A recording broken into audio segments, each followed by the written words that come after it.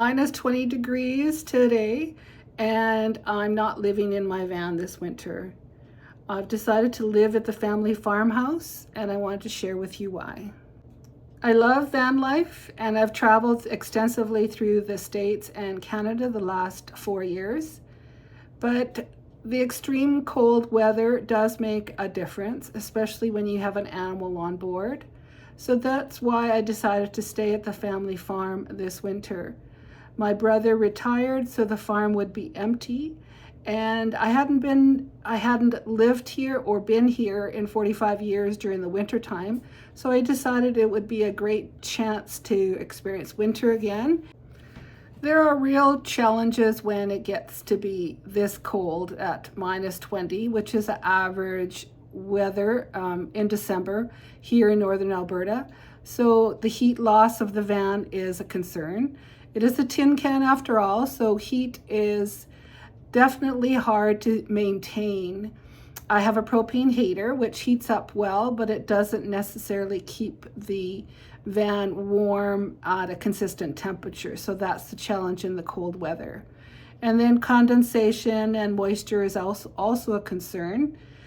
This was really a big issue when I lived in my van in Vancouver. The first year that I traveled, or the first year that I had my van, I lived for a year in Vancouver while I was still working. And moisture and condensation was a huge issue. And I talk a little bit more about that in one of my articles on my blog, sharingmyvanlife.com, if you want to check that out.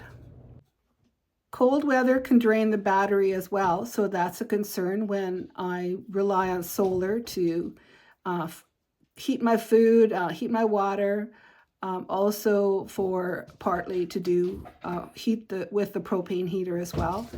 So battery power is really important. With the cold weather, safety is also always a concern, especially with an animal. It is a small space, so we are confined to this tiny space if it's cold outside. And extreme weathers of -20, you can't really be outside for any length of time. So the farmhouse seemed like a good option for this winter.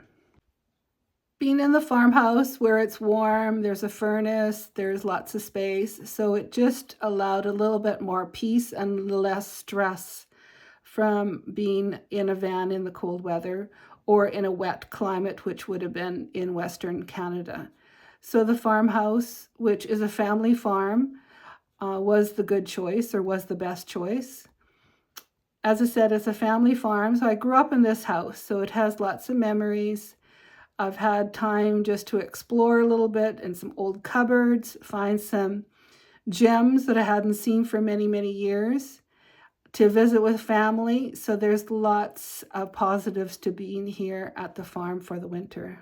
It's quiet at the farm. We're about 7 miles from the nearest town, and we've had some record snowfall this year too, so it's limited how much I've been able to get out.